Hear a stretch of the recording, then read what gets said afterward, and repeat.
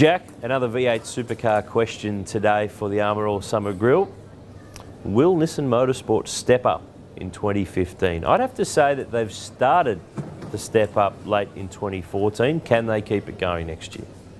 It's an interesting one, the Nissan Motorsport situation. I mean, you know, they're the first new manufacturer to come in, and they've had all the talk about lack of engine and lack of aero, and didn't look too bad in the second half of the season, you've got to say. Exactly. I mean, I think, you know, and there's been times, in particular, you know, Caruso and Moffat have really shined above the other two in terms of results. And that's a really interesting topic. Yeah. Part of the subplot of the whole Nissan V8 experience, where you would have expected Rick Kelly to be the man, and he was really last season. But this year, I mean, Caruso's finished 10th in the championship. Moffat's shone on occasion. And he's in the top 10 shootout of Bathurst. Absolutely, absolutely. Had a pole at Ipswich as well. So they looked more competitive more often at the places where in the past, in the previous season, they weren't competitive. The Enduros, they were much stronger. The bigger tracks, they looked better. Obviously, new season, you know, they've got a bit more time to think about things. I remember speaking to Scott Sinclair when he went to that team, of course, the ex-DJR and HRT engineer. He said, look, we're moulding, we're getting the pieces. It takes time to pull all this together. It looks like those things, the people, the structures, the way it's all flowing, it's starting to get there. There's enough signs to say they're on the right trail. Yeah, and from what I can gather, the chassis and the cornering capabilities of the car are pretty good, and they can just sort out this aero and straight line issue, which seems... I don't think there's as big an issue on that as there perhaps previously was. I mean, I tend to agree. I mean, you don't want people to use excuses, but, you know, at the end of the day, there'll be a point in time where there's no excuse. You need to deliver, and I think, you know, if they can use all the parts of what were good in 2014 and put them into 2015 more consistently, hopefully, you know, they can really step it up and be that next manufacturer to really take it to what Volvo's done, but also to challenge Holden and Ford week in, week out for podiums, race wins.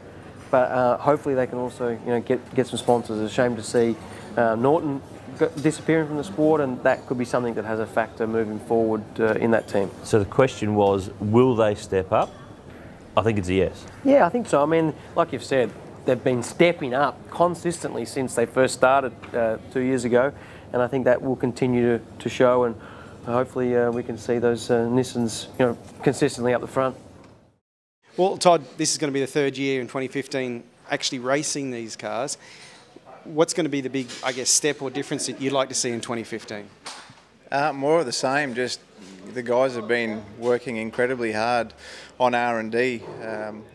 Since we got Nissan on board, it's been a pretty heavy workload, and they've worked probably a lot harder on the R&D side than the racetrack stuff. So the further we get into the program, the easier and easier that stuff gets, and the more it biases back to being a race team rather than R&D team. So a lot of the things that we've designed that are going to come online for next year have already been done 6 months ago due to the lead time. So we should arrive in the early part of next year with a lot better spec car and really be able to focus on our races. In this game, nothing comes easy. That's a pretty fair assessment. Yeah, it's certainly a tough game. You know, we've made some really big gains in our car, especially when you overlay anything from the current car as it sits here to last year's car. The gains are huge, but the problem is the whole category's made gains like that, so it's a never-ending challenge, and you know, that's part of what having a race team is, and that's part of what I personally really enjoy, and a lot of the guys in the engineering department, you know, really enjoy that challenge as well. There were some circuits, I guess, in the first year which really suited your race car, but it's about making the race car suit all the circuits too.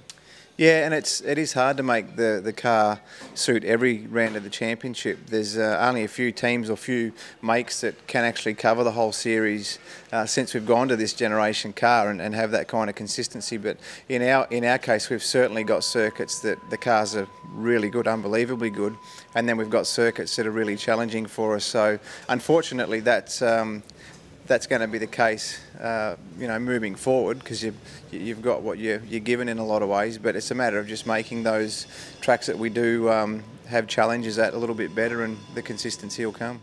Each and every day on the Armour All Summer Grill, you've got the chance to win one of these, the Armour All Detailing Kit All you have to do is to subscribe to speedcafe.com. To find out if you've won, visit and like the speedcafe.com Facebook page.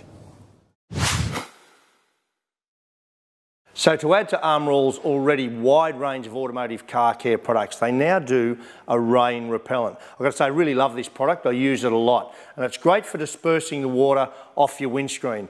Now, don't be mistaken, it doesn't replace your windscreen wipers, but what it does do, it enhances your windscreen's ability to disperse of those water droplets. And really easy to use. The great thing about the Armorall pack, it actually comes with an appropriate cloth in it. So all you've got to do, open him up, a few drops on the cloth, a little bit of a squirt, wipe it over your windscreen. You'll see it actually hazes off quite quickly. Once it's completely hazed off, just turn your rag over and give it a light buff off till it's nice and clear, and that's left a nice coating on there that your window wipers won't take off anytime soon. And when you drive in the rain now, you'll see those water droplets just disperse off the screen. On the driver's side, you can see we have treated it with rain repellent, and look at the way the water beads off. Obviously going to improve vision.